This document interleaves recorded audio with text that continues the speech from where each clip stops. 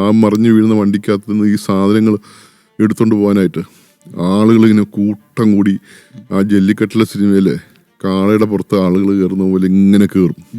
അപ്പോൾ അവിടെ നിന്ന് ഇപ്പോൾ വെടിവെപ്പ് നടക്കും. ഇതിനെ സംരക്ഷിക്കാൻ വരുന്നവരുടെ വെടിവെപ്പും ടാങ്കിന്റെ വെടിവെപ്പും കൊണ്ട് അത് കുറേ ആൾക്കാർ.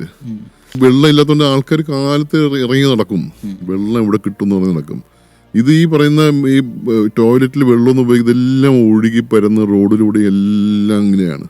നമ്മളത് ലിറ്ററലി നമ്മളിത് വാക്കിംഗ് ഓൺ ഫീസസ്, ഈ മരത്തിന്റെ പുറത്ത് നടക്കുന്ന, നമ്മൾ ചവിട്ടുമ്പോൾ ഇങ്ങനെ കുമ്പളകളൊക്കെ പൊങ്ങും. ഏത് സ്ഥലത്തും ഇങ്ങനെയാ. നമ്മൾ വി ഫീൽ ലൈക്ക് നമ്മൾ അതിന് പുറത്ത് പറഞ്ഞ ഹൈഡ്രജൻ സൾഫേറ്റ് ഇതിൻ്റെ ആ മണം മാത്രമേ ഉള്ളൂ.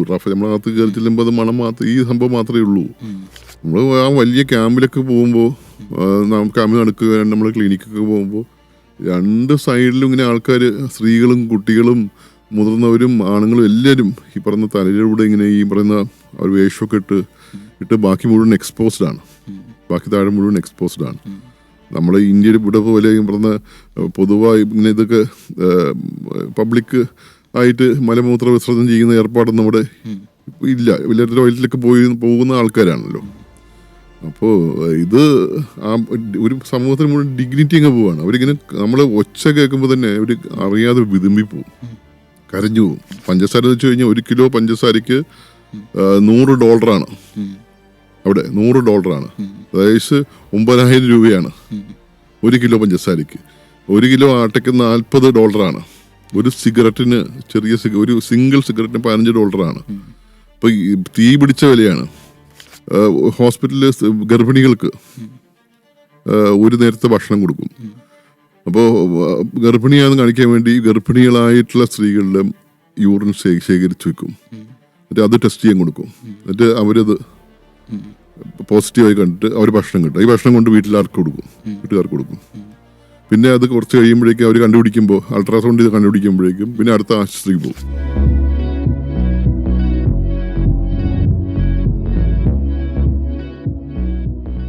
GHF കേന്ദ്രങ്ങളെ കുറിച്ച് പറഞ്ഞല്ലോ. അവിടെ യഥാർത്ഥത്തിൽ ഈ കൊള്ള സംഘങ്ങൾ അങ്ങനെയൊക്കെയുള്ള ആളുകളൊക്കെ ഉണ്ടായിരുന്നു. എന്താണ് കുറേയേറെ ആളുകൾക്ക് കൈ വെട്ടുന്നത്, അങ്ങനെയൊക്കെയുള്ള സംഭവങ്ങൾ? ഈ ഹങ്കർ ഒരു വെപ്പണാണെന്ന് മനസ്സിലാക്കണമെങ്കിൽ മാത്രമേ അതിനെക്കുറിച്ച് നമുക്ക് വിശപ്പൊരു ആയുധമാവുന്നത്.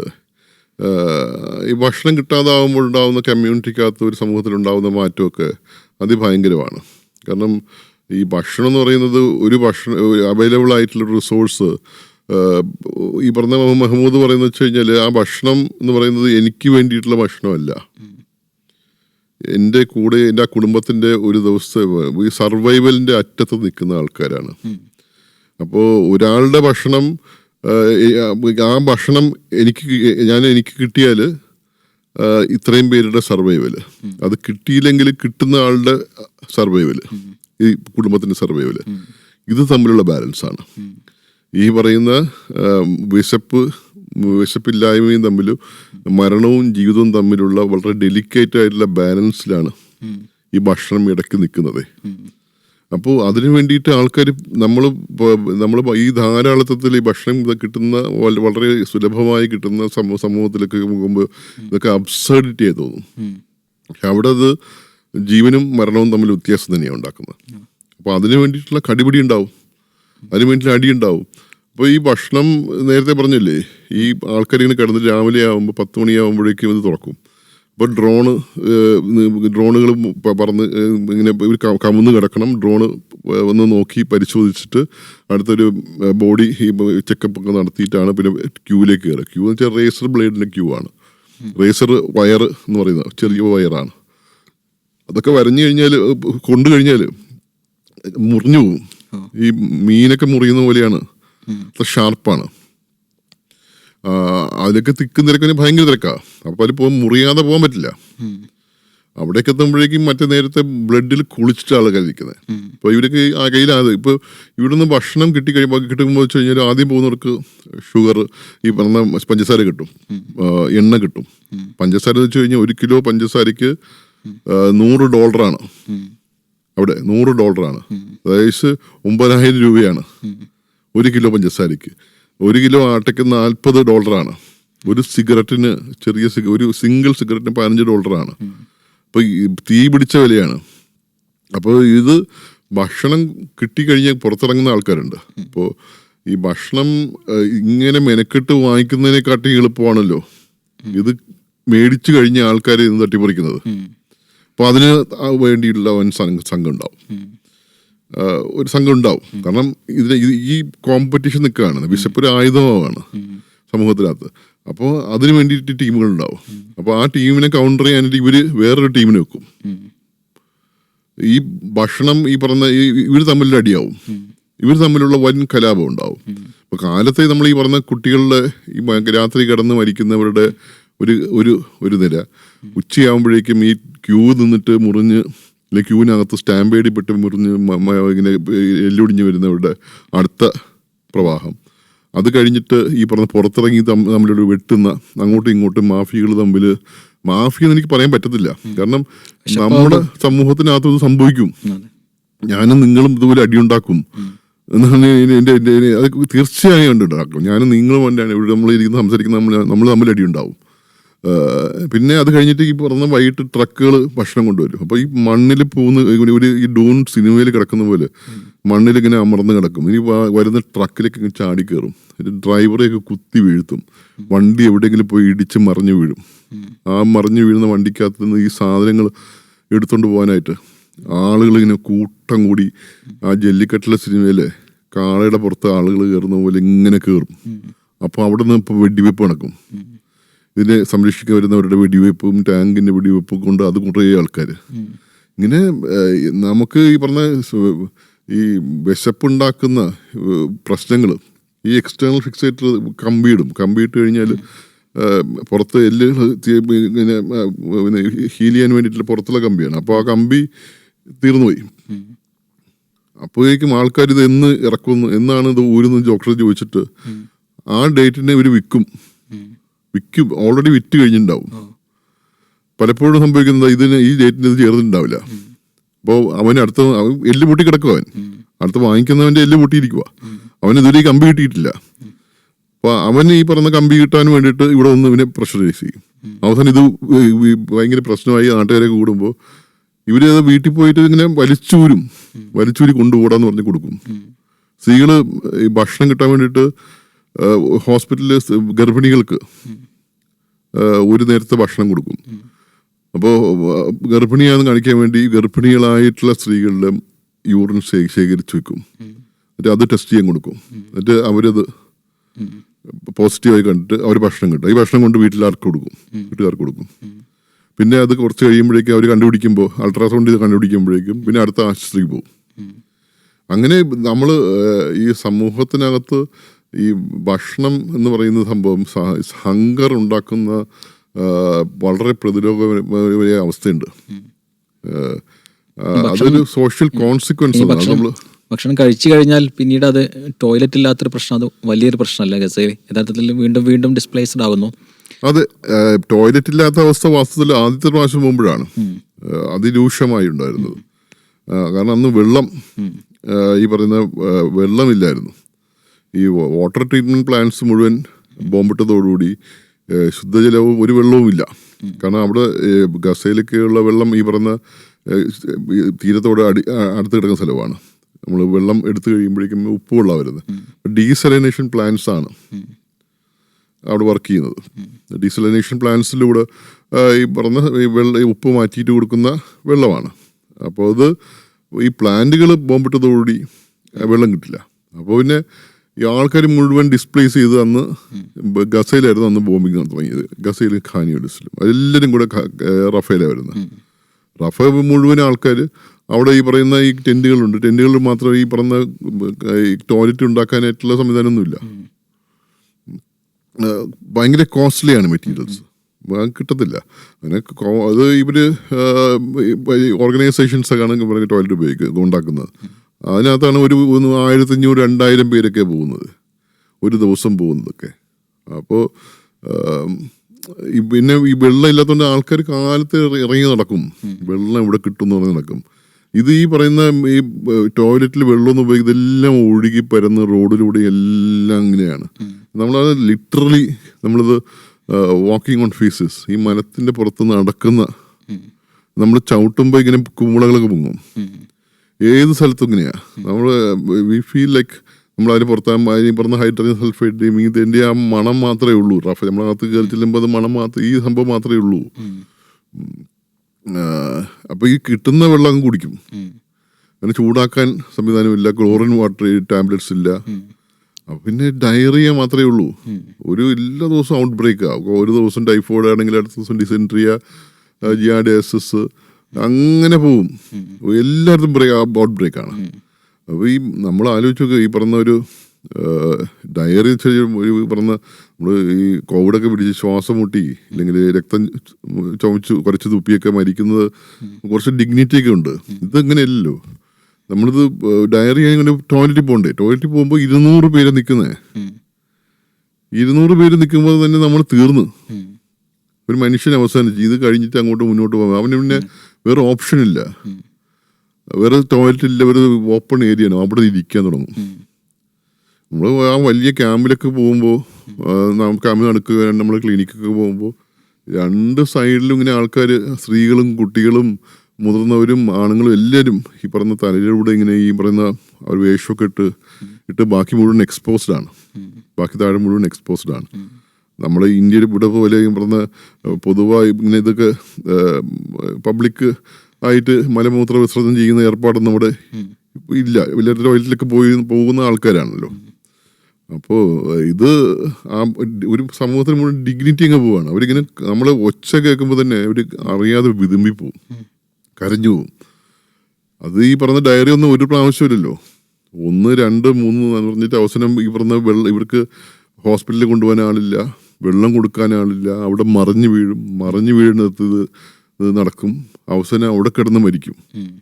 ഈ ഗർഭിണികളുടെയും പ്രസവത്തെ അതിൻ്റെ ഒക്കെ ഒരു അവസ്ഥ എന്താണ്? ഈ പറയുന്ന അന്നത്തെ അവസ്ഥ ഈ പറയുന്ന വളരെ ടെന്റുകൾക്കടി ഈ പറഞ്ഞ ഈ സംഭവം ഒരു ആള് പോലും അവിടെ നിന്ന് പ്രസവിക്കാനായിട്ട് അവർക്ക് പറ്റത്തില്ല.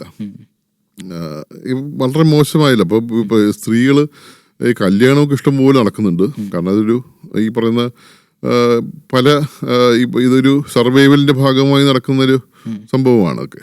അപ്പോൾ കുട്ടികൾ ഇപ്പോൾ ഏത് എമർജൻസി ഏത് യുദ്ധത്തിനായാലും ശരി, ഒരു എമർജൻസീസ് എന്ന് പറയുന്നത് എപ്പോഴും പ്രസവമാണ്.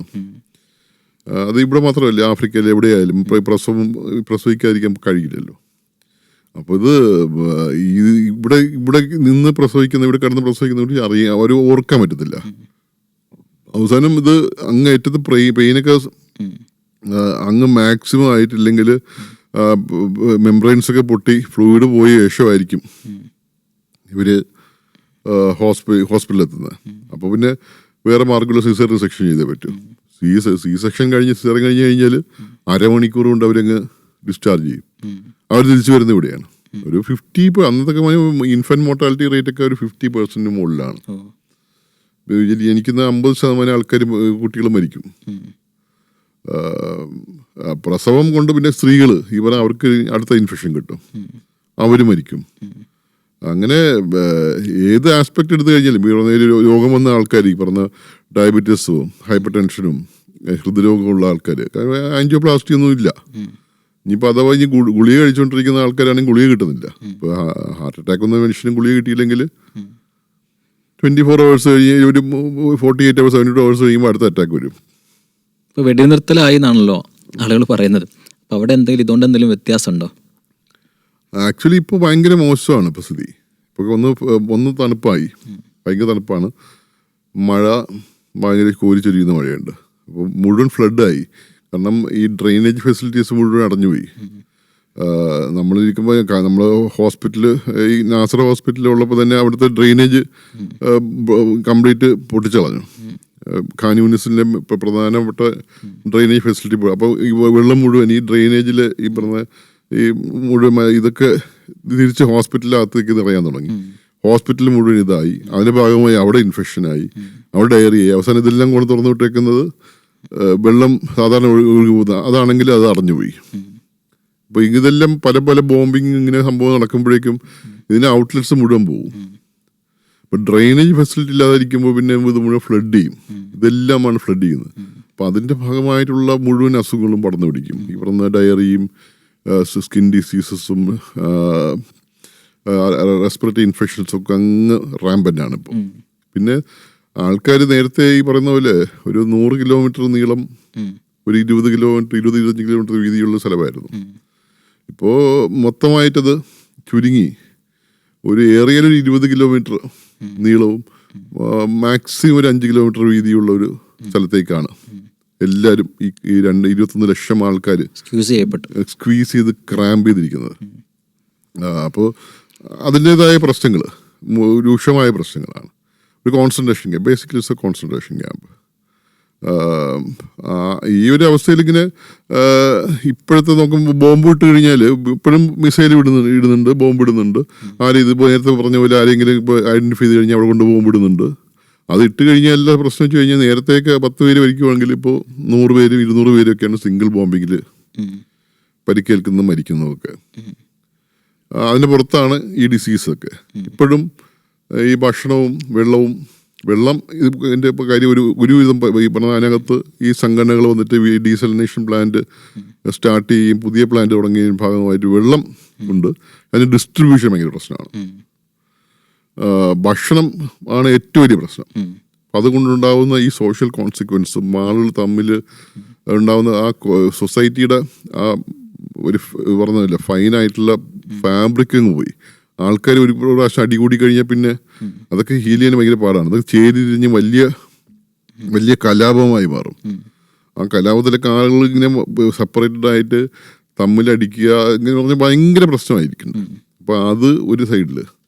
അപ്പോൾ ഇങ്ങനെ ഇപ്പോഴത്തെ സ്ഥിതി നോക്കുമ്പോൾ എന്താണ് നേരിട്ടുള്ള വെടിവെപ്പ് ഈ പറഞ്ഞ അത് ഇവർ ചെയ്തേക്കുന്ന പരിപാടി പെരിഫറിയിൽ നിന്ന് ഇങ്ങനെ ആളുകളെ സ്ക്വീസ് ചെയ്തിട്ട് ഈ സ്ഥലത്തേക്ക് കൊണ്ടുവരിക ചെയ്തിട്ടുള്ളത്. അല്ലാതെ സ്ട്രീറ്റ് ഫൈറ്റിംഗ് മാസത്തിലില്ല. പുറത്തുനിന്ന് ബോംബ് ചെയ്ത് താമസിക്കാൻ പറ്റുന്ന സ്ഥലങ്ങളൊക്കെ താമസ യോഗ്യമല്ലാതാക്കി തീർക്കുക. അവിടുത്തെ ഫെസിലിറ്റീസും ഇൻഫ്രാസ്ട്രക്ചറും ടോട്ടലി ഡാമേജ് ചെയ്യുക, ബാരൻ ലാൻഡ് ആക്കുക. അപ്പോൾ അവിടുന്ന് ആൾക്കാർ താമസിക്കും, പിന്നെ പോയി താമസിക്കുന്ന പ്രശ്നമില്ല, ഒളിച്ചു പോയിട്ടും പറ്റത്തില്ല. അപ്പോൾ ഇവരെല്ലാം ഇങ്ങനെ സ്ക്വീസ് ചെയ്തിരിക്കുകയാണ്. 6000 ട്രക്കുകൾ ഇപ്പോഴും പുറത്ത് നിൽക്കുകയാണ്. റഫ ബോർഡറിൽ ഇപ്പോഴും നിൽക്കുക. അത് ഏറിയൽ ഒരു ദിവസം 10 20 അറ്റ് ദ മോസ്റ്റ് 50 ട്രക്ക് അകത്ത് കയറും. അതിനപ്പുറത്തേക്കൊന്നും പോകാൻ പറ്റത്തില്ല. ഫുഡ് വിതരണമൊക്കെ ചെയ്യുന്ന ആരാണ്? ഇപ്പോഴും ഈ കിട്ടിയിട്ടില്ല. ഈ പറഞ്ഞ ഈ GHFന്റെ ഫുഡ് വിതരണ കേന്ദ്രം തന്നെയുള്ളൂ. അവിടെ ഈ വെടിവെപ്പ് ഇപ്പോഴും തുടരുന്നുണ്ട്. പിന്നെ ആൾക്കാർ കുറച്ചുകൂടെ ടേംഡായി. പിന്നെ ഇത് ഈ പറയുന്ന ഈ പ്രശ്നം തന്നെയാണ്. ഈ ഇതൊരു ജനോസൈഡാണെന്ന് അറിഞ്ഞിട്ട് UN ആ പ്രസ്താവന വന്ന ശേഷം അവർ കൺഫേം ചെയ്ത ശേഷം പോലും എടുത്തു കഴിഞ്ഞാൽ 50ഓളം രാജ്യങ്ങളാണ് ഇസ്രയേലിന് ഈ ആയുധങ്ങൾ നൽകിയിട്ടുള്ളതും ഫ്യൂല് നൽകിയിട്ടുള്ളതും എല്ലാം. ഏകദേശം 50ഓളം രാജ്യങ്ങളാണ് നൽകിയിട്ടിരിക്കുന്നത്. അത് ഈ വാസ്തവത്തിൽ ഈ പറഞ്ഞ ഈ ഒരു ജനോസൈഡിന് വേണ്ടി നിൽക്കുന്ന ആൾക്കാരായി മാറിക്കഴിഞ്ഞു. എനിക്ക് ഇപ്പോഴത്തെ ഒരു ട്രജക്ടറി എടുത്ത് നോക്കിക്കഴിഞ്ഞാൽ ആരെങ്കിലുമൊക്കെ ഈ പറഞ്ഞ നമ്മൾ ഇത് വളരെ പ്രത്യേകതയുള്ള ഒരു ജനോസൈഡാണ്. എന്ന് വെച്ച് കഴിഞ്ഞാൽ മുമ്പത്തെ ജനോസൈഡൊക്കെ വളരെ രഹസ്യമായിട്ട് നടക്കുന്ന ഓസ്ട്രീഷിലെ ജനോസൈഡും ഒക്കെ മറ്റേ അർമേനിയയും റുവാണ്ടയൊക്കെ എടുത്ത് പോയി പരിശോധിച്ച് കഴിഞ്ഞാൽ വളരെ രഹസ്യമായിട്ട് ചെയ്യുന്ന, ആരും അറിയാതെയൊക്കെ ചെയ്യുന്ന സംഭവങ്ങളായിരുന്നു. ഇത് ലൈവാണ്, എല്ലാവരും കാണുന്നുണ്ട്. നമ്മൾ TV-യിൽ വീഡിയോ ഗെയിം കാണുന്ന പോലെ നമ്മൾ എല്ലാവരും കണ്ടുകൊണ്ടിരിക്കുന്നതാണ്. പച്ച വെളിച്ചത്തിൽ നടക്കുന്ന സാധനമാണ്. ഒരാൾ പോലും മുമ്പൊക്കെ ജനോസൈഡ് കഴിഞ്ഞ് ചാടി വീണ് ആരെങ്കിലൊക്കെ ഇടപെട്ട് അത് സ്റ്റോപ്പ് ചെയ്യാനായിട്ട് ഭയങ്കരമായ ഫോഴ്സ് തന്നെ ഉപയോഗിക്കുന്ന സ്ഥിതി വിഷയമാണ്. ഇപ്പം അങ്ങനെയില്ല. ഈ അമേരിക്ക ഒരു സ്ഥലത്തുള്ളായതുകൊണ്ട് അവർ ഭയങ്കര പവർഫുൾ, അവരാണിത് സ്പോൺസർ ചെയ്യുന്നത്. അവർ നടത്തുന്ന ഒരു പ്രോക്സി വാറാണ് ഇസ്രയേൽ നടത്തുന്നത്. അപ്പോൾ അത് ആരും എതിർക്കുന്നുമില്ല. എല്ലാവരും ഈ പറയുന്ന ഒരു സൈഡിൽ യുക്രൈനിൽ നടക്കുന്ന ഈ പറഞ്ഞ കുറ്റകൃത്യം ചെയ്തിട്ടുള്ള പുട്ടിനാണെന്ന് പറയുകയും നെത്യാനാഹുവിനെ ന്യായീകരിക്കുകയും ചെയ്യുന്ന ഏർപ്പാടാണ് മുഴുവനായിട്ട് നടക്കുന്നത്. അപ്പോൾ രണ്ടിടത്ത് യുദ്ധം നടക്കുന്ന രണ്ടുപേരും ഇങ്ങനെ ഇയാളെ അതേപോലെ ചെയ്യണ്ടേ. അപ്പം അങ്ങനെ ഒരു സെലക്റ്റീവായിട്ടുള്ള പക്ഷപാതിത്വം. പിന്നെ ഇത് കോൺസെൻട്രേഷൻ ക്യാമ്പാണ്. ആൾക്ക് പോകാൻ പറ്റത്തില്ല. ഇവിടുത്തെ മറ്റുള്ള കാര്യം എവിടെയെങ്കിലും പോവാമല്ലോ. ഇത് അവിടുന്ന് പുറത്ത് പോകാൻ പറ്റില്ല. പൂട്ടിയിട്ട് ശേഷം ബോംബ് ചെയ്യുക, ഭക്ഷണം കൊടുക്കാതിരിക്കുക, വെള്ളം കൊടുക്കാതിരിക്കുക, ഇതാണ് നടക്കുന്നത്. പിന്നെ ഹ്യൂമാനിറ്ററിയൻ സ്റ്റാൻഡേർഡ്സ് മുഴുവൻ നേരത്തെ പറഞ്ഞ ഹോസ്പിറ്റലിൽ ബോംബ് ചെയ്യുന്നു, സ്കൂൾ ബോംബ് ചെയ്യുന്നു, ഇങ്ങനെയുള്ള സിവിലിയൻ ഏരിയ മുഴുവൻ ബോംബ് ചെയ്യുന്നു. ഇതെല്ലാം നേരത്തെയുള്ള മൊത്തമായിട്ടുള്ള ഒരു യുദ്ധത്തിൻ്റെ ഒരു ട്രജക്ടറി എന്നുള്ള ഭയങ്കരമായ ഡീവിയേഷനാണ്. ആരും ചോദിക്കുന്നുമില്ല. അപ്പം എന്തും ചെയ്യാനുള്ളൊരു പോസിബിലിറ്റി ഇനി അങ്ങോട്ട് വാസ്തവത്തിൽ ഈ പറഞ്ഞ എല്ലാവർക്കും ഉണ്ട്. ഇപ്പോഴത്തെ സ്ഥിതി അനുസരിച്ച് ആരും തന്നെ ആകെ കൂടെ ഒരു സാർത്ഥകമായിട്ടുള്ള ഒരു ഇടപെടൽ എന്ന് പറഞ്ഞാൽ യൂറോപ്പിലെ സാധാരണപ്പെട്ട ആൾക്കാർ, അവിടുത്തെ ഗവൺമെന്റ്സ് അല്ല, ആ ഗവൺമെന്റ്സിനെ കൺട്രോൾ ചെയ്യാനായിട്ട് അവിടുത്തെ സാധാരണപ്പെട്ട ആൾക്കാർ തെരുവിലിറങ്ങി പ്രകടനം നടത്തിയതും പ്രഷറൈസ് ചെയ്തതിന്റെ ഭാഗമായിട്ട് അവിടുത്തെ ഗവൺമെന്റ്സിന് സ്റ്റാൻഡ് മാറ്റേണ്ടി വന്നിട്ടുണ്ട്. ഈ ഇലക്ഷനപ്പുറത്തേക്ക് ഒരു ഇലക്ഷൻ വാസ്തവത്തിലൊരു ഒരു ഗിമിക്സായി മാറുന്ന കാലഘട്ടമാണ്. ഇലക്ഷൻ സമയത്ത് ഈ പറയുന്ന അധികാരം എങ്ങനെയെങ്കിലുമൊക്കെ എന്തെങ്കിലും വാഗ്ദാനം നൽകി അത് പിടിച്ചെടുക്കുക, അതിന് ഘടകവിരുദ്ധമായി ഇലക്ഷൻ സമയത്ത് പറഞ്ഞതിന് ഘടകവിരുദ്ധമായിട്ടോ അവർക്ക് തോന്നി കണക്കോ അതിനുശേഷം നടത്തുന്ന ഏർപ്പാടാണ് ജനാധിപത്യത്തിനകത്ത് നടക്കുന്നത്. ഇവിടെയുള്ള പ്രത്യേകത ഈ പറയുന്ന ഇത് കഴിഞ്ഞിട്ടും ഇത് പോളിസീസ് കൺട്രോൾ ചെയ്യാൻ വേണ്ടി ഇറങ്ങുന്ന ഒരു ജനവിഭാഗവും അവർ തെരുവിലിറങ്ങുമ്പോൾ ആ തെരുവിലിറങ്ങുന്നതിനെ മാനിക്കുകയും ബഹുമാനിക്കുകയും ചെയ്യുന്ന ഒരു സെൻസിറ്റീവ് ആയിട്ടുള്ള ഗവൺമെന്റും, ഈ രണ്ട് പാർട്ടും കൂടെ ചേർന്നിട്ടുള്ള സംഭവമായതുകൊണ്ടാണ് വാസ്തവത്തിൽ അതവിടെ വർക്ക് ചെയ്യുന്നത്. അപ്പൊ അങ്ങനെയുള്ള ഒരു മൂവ്മെന്റ് വാസ്തവത്തിൽ ഉണ്ടായിട്ടുണ്ട്, ഈ ഗസയുടെ ഈ ഒരു സാഹചര്യത്തിൽ വന്നിട്ടുണ്ട്. അതിൽ മാത്രമാണ് എനിക്കൊരു പ്രതീക്ഷയുള്ളൂ. ഡോക്ടറുടെ ചിത്രങ്ങളിലേക്ക് വരികയാണെങ്കിൽ അവസാനത്തെ ആകാശം എന്നാണ് പേര് കൊടുത്തിട്ടുള്ളത്. ഇങ്ങനെ ഒരു ചിത്രങ്ങൾ പുറത്തേക്ക് എത്തിക്കണമെന്ന് ഡോക്ടർ തോന്നിയൊരു നിമിഷം എന്തായിരിക്കും? അത് ഞാൻ ഈ ചിത്രങ്ങൾ ഇവിടെ മാത്രമല്ല എടുത്തിട്ടുള്ളത്. ഈ ഇങ്ങനെ എക്സിബിഷൻ ഞാൻ 4ാം തവണയാണ് നടത്തുന്നത്. ലിബിയയിൽ പോയിരുന്നപ്പോൾ ഞാൻ നടത്തിയിട്ടുണ്ട്, പിന്നെ സിറിയയിൽ പോയപ്പോൾ നടത്തിയിട്ടുണ്ട്. ഞാൻ 42 രാജ്യങ്ങളിലൊക്കെ പോയിട്ടുണ്ട്.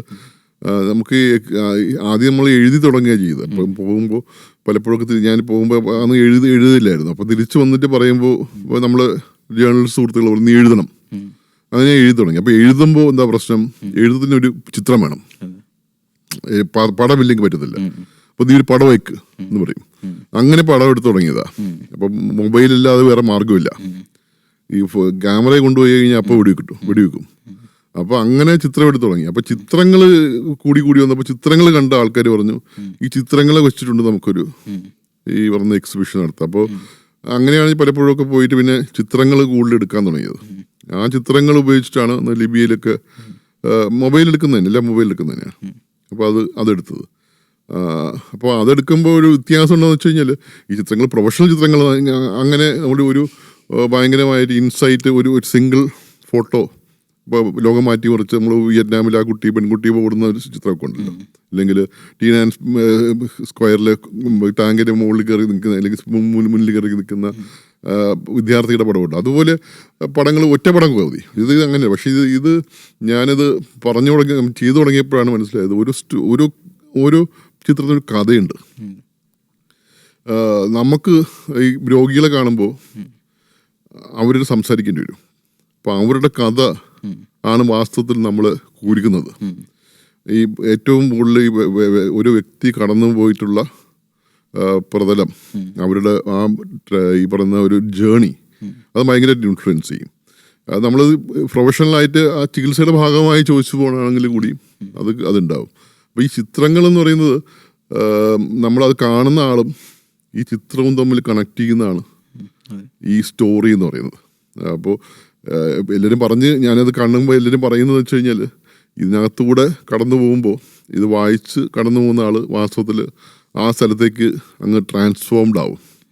അവർക്ക് അതിനകത്തൂടെ നടക്കുന്നതായിട്ട് അങ്ങനെ തോന്നിപ്പോവും. That makes a difference. നമുക്കൊരു ഇമോഷണൽ കണക്ടിവിറ്റി ഉണ്ടായിട്ട് അത് നടന്നതിനെ കുറിച്ചൊരു ഇൻസൈറ്റ് കിട്ടാൻ വേണ്ടിയിട്ടാണ് അത് ചെയ്തത്. അപ്പോൾ it's a way of talking. Photography എന്ന് പറയുന്നതിനപ്പുറത്തേക്ക് ഫോട്ടോഗ്രാഫ്സ് ആൻഡ് ലൈഫ്സ് ആണ്. ഞാൻ ഉദ്ദേശിക്കുന്നത് ഈ പറഞ്ഞ ലാസ്റ്റ് സ്കൈ എന്ന് വെച്ച് കഴിഞ്ഞാൽ ഫോട്ടോഗ്രാഫ് ആൻഡ് ലൈഫ്സ് ആണ്. അവിടെ ജീവിതം ഓരോ ചിത്രത്തിൻ്റെയും തുണ്ട്, ആ ചിത്രത്തിൻ്റെ താഴെ ഒരു ജീവിതം ബാക്കി എടുത്തു വെച്ചിട്ടുണ്ട്. അത് തീർച്ചയായിട്ടും നമ്മുടെ സൊസൈറ്റിക്കകത്തും ഇങ്ങനെ യുദ്ധം നമുക്ക് ഈ വളരെ യുദ്ധമില്ലാത്തൊരു സ്ഥലത്ത് നിന്നായാലും പോലും നമുക്ക് ഈ പറഞ്ഞ ഇത് ഇന്ത്യയും പാകിസ്ഥാനും തമ്മിൽ ഒരു ഇടയ്ക്ക് നടന്ന സമയത്ത് യുദ്ധം നടന്ന സമയത്ത് പോലും കൊല്ലണം, ബോംബിടണം, തകർക്കണം എന്നതിനപ്പുറത്തേക്ക് യുദ്ധം ഉണ്ടാക്കുന്ന ഓരോ ജീവിതത്തിലും ഉണ്ടാക്കുന്ന മാറ്റങ്ങളെക്കുറിച്ചും അത് നമ്മുടെ സൊസൈറ്റിക്കകത്തും നമ്മുടെ ജീവിതത്തിലും ഇതൊക്കെ പോസിബിൾ ആണെന്നുള്ള തിരിച്ചറിവ് പലപ്പോഴും ഇല്ലാത്തത് കൊണ്ടായിരിക്കാം. ഈ ഫോട്ടോ ഒക്കെ എടുക്കുന്ന സമയത്ത് ഇതൊക്കെ പുറത്തേക്ക് എത്തുമോ എന്നുള്ളൊരു ഭയമൊക്കെ ഉണ്ടായിരുന്നോ? ചുറ്റുള്ള ആളുകളൊക്കെ ഇങ്ങനെ കൊല്ലപ്പെടുന്ന സാഹചര്യത്തിലൊക്കെ ഫോട്ടോ എടുക്കുന്നത് നമ്മൾക്ക് ഒരു പ്രിവിലേജ് ആയിട്ടുള്ള സംഭവമാണ്. അപ്പോൾ ജേർണലിസ്റ്റ് ആരുമില്ല, ആകെ കൂടെ നമ്മൾ ഈ മെഡിക്കൽ ആയിട്ട് പോകുന്ന ആൾക്കാർ മാത്രമേ ഉള്ളൂ എന്തെങ്കിലുമൊക്കെ പുറത്തെടുത്താൻ. അപ്പോൾ നമ്മൾ പറഞ്ഞത് ഒരു ജനോസൈഡാണല്ലോ. ജനോസൈഡ് അല്ലെങ്കിൽ ഈ പറയുന്ന അങ്ങനെയുള്ള ഇവിടെ മാത്രമല്ല എല്ലാ സ്ഥലത്തും ഈ വാർ നടക്കുന്ന സമയത്ത് നമ്മൾ ഡോക്യുമെൻ്റ് ചെയ്യണം. അത് നമ്മൾ പ്രൊഫഷണൽ ഭാഗമാണ്. നമ്മൾ ഒരു പക്ഷേ ഈ പറഞ്ഞ ചികിത്സിക്കാൻ പോകുന്നെങ്കിൽ പോലും അവിടെ രക്ഷപ്പെടുത്താൻ കഴിയുന്ന ആൾക്കാരുടെ എണ്ണമൊക്കെ 30% ഒക്കെ ആയിരിക്കും. ബാക്കിയെല്ലാം സക്കംബ് ചെയ്യുക ചെയ്യുന്നത്. എല്ലാവരും മരിച്ചു പോയോ അല്ലെങ്കിൽ സക്കംബ് ചെയ്യുക ചെയ്യുന്നത്. പക്ഷെ അവരുടെ ഒരു ഫീലിംഗ് അവിടെയുള്ള ആൾക്കാർ പോലും നിങ്ങൾ വന്നല്ലോ, ഒരാൾ പുറത്തു നിന്ന് വന്ന് ഇത് കാണാൻ ഞങ്ങളുടെ കൂടെ നിന്ന് കാണാനായിട്ട് വന്നല്ലോ എന്നുള്ളതാണ് പ്രധാനപ്പെട്ട അവരുടെ ഏറ്റവും വലിയ സംഭവം. അത് ഒരു പ്രധാനപ്പെട്ട സംഭവമാണ്. നമുക്ക് അവിടെ പോയിട്ട് അവരുടെ വേദനയിൽ കൂടെ നിൽക്കാൻ പറ്റുകയും അതിനകത്ത് അവരുടെ കൂടെ നിന്നിട്ട് അതിനകത്ത് സഹാനുഭൂതി അവരോട് തോന്നുവാനും അവരെ സഹായിക്കാനും ഒക്കെ അവർക്ക് ആളുണ്ടെന്ന് അവർക്ക് തോന്നുന്നത് ഭയങ്കര പ്രധാനമാണ്. രണ്ട്, ഈ ഡോക്യുമെൻ്റ് ചെയ്യാൻ ഈ പറഞ്ഞ ഇതൊക്കെ ലീഗലായി ഡോക്യുമെൻ്റ് ഇപ്പോൾ കോടതിയിലൊക്കെ പോയിട്ട് ഇൻ്റർനാഷണൽ കോടതിയിലൊക്കെ നമ്മൾ ഫസ്റ്റ് ക്ലാസ് എവിഡൻസ് ആണ്. അപ്പോൾ അത് ഫോട്ടോഗ്രാഫ്സിലൂടെ എടുക്കുന്നതാണ് ബെറ്റർ. നമ്മൾ പലപ്പോഴും ബാക്കി പേപ്പറൊന്നും കാണത്തില്ല. ഇതൊക്കെ എല്ലാം ഇലക്ട്രോണിക് ഡോക്യുമെന്റ്സ് മാത്രമേ ഉണ്ടാവുള്ളൂ. അപ്പം അതുകൊണ്ട് എടുത്തേ പറ്റൂ. എടുത്തു കഴിഞ്ഞാൽ അവർ എടുത്തുണങ്ങിപ്പോഴേ എടുത്തു കഴിഞ്ഞാൽ പോലും അപ്പം നമ്മൾ അപ്പം തന്നെ അയക്കാമല്ലോ. അപ്പം അതുകൊണ്ട് അവർക്കത് ഇത് എടുത്തിട്ട് ഡിലീറ്റ് ചെയ്തിട്ട് പ്രത്യേകിച്ച് കാര്യം ഉണ്ടാവാൻ പോകുന്നില്ല. കാരണം എടുത്തത് തന്നെ അപ്പം തന്നെ പുറത്തു പോകും. പിന്നെ തേർഡ് തിങ് ഈ പറയുന്നത് നമ്മൾ ഇവിടുന്ന് അങ്ങോട്ട് പോകുന്നത് ഇതിനും കൂടിയാണ്. ഈ ഒരു എല്ലാ ഓർഗനൈസേഷൻസിൻ്റെയും ഒരു പ്രധാനപ്പെട്ട സംഭവം ബെയറിംഗ് വിറ്റ്നസ് എന്നുള്ളതാണ്. ബെയറിംഗ് വിറ്റ്നസ് എന്ന് വെച്ച് കഴിഞ്ഞാൽ വിറ്റ്നസ് എന്ന് പറഞ്ഞു കഴിഞ്ഞാൽ കാണുന്നത് മാത്രമേ, കാണുന്നത് പറയുകയും കൂടിയാണ്. നമ്മൾ തിരിച്ചു വന്ന് നമ്മുടെ സമൂഹത്തിനകത്ത് പറയുന്നത് പ്രധാനപ്പെട്ടതാണ്. ബാക്കി ഇവിടെ ഇങ്ങനെയാണ് സംഭവിച്ചതെന്നും അത് എൻ്റെ വേർഷനാണ്, എൻ്റെ വേർഷൻസാണ്. അപ്പോൾ ഞാൻ കണ്ടതാണ് ശരിയെന്നല്ല, ഞാൻ കണ്ട സംഭവങ്ങൾ എന്താണെന്നുള്ളത് പറയേണ്ടത് വളരെ അത്യാവശ്യമാണ്. അപ്പോൾ അതിൻ്റെ ഭാഗമായിട്ടാണ് നമ്മൾ എടുക്കുന്നത്. മറ്റത് അപ്രസക്തമാണ്. അത് അവരിപ്പോൾ നമ്മൾ എടുക്കുന്ന സമയത്തൊക്കെ കണ്ടിട്ട് പിന്നെ ഡേഞ്ചർ പറയുമ്പോൾ അവിടുത്തെ ആൾക്കാർക്ക് ബുദ്ധിമുട്ടുണ്ടാവും. അപ്പോൾ പക്ഷേ നമ്മൾ ഡോക്യുമെൻറ്റേഷൻ അവർ പറഞ്ഞ് സമ്മതം മേടിച്ചിട്ടൊക്കെ എടുക്കും. പക്ഷേ പൂർണ്ണമായി ഇങ്ങനെ എടുക്കുക വെച്ചാൽ അങ്ങനെ നടക്കത്തില്ല. ഓക്കെ, നമ്മൾ ഇത്ര നേരം സംസാരിച്ചത് ഗസയുടെ ഒരുപക്ഷെ നമ്മൾ ഇത്രയും കാലം കണ്ടതിനേക്കാൾ വലിയ മറ്റൊരു ചിത്രമായിരുന്നു. തീർച്ചയായും ഈ വിവരങ്ങൾക്ക്, ഈ ചിത്രങ്ങൾക്ക് വരും ഭാവിയിൽ ഏറെ പ്രസക്തിയുണ്ട്. മനുഷ്യന് അനുഭവിക്കുന്ന വേദനകൾ എവിടെയായിരുന്നാലും അത് ക്രൂരമാണ്. അവിടേക്ക് ഒരു മനുഷ്യന് എത്തിച്ചേരാൻ പറ്റുക, അവരുടെ കൂടെ നിൽക്കുക എന്നുള്ളതാണ് ഏറ്റവും പ്രധാനം എന്നാണ് ഡോക്ടർ ഇത്രയും നേരം നമ്മോട് സംസാരിച്ചത്. ഈ സംസാരത്തിന് ഇത്രയും നേരം നമ്മോട് വിവരങ്ങളെല്ലാം പങ്കുവച്ചതിന് വളരെ നന്ദി. Thank you.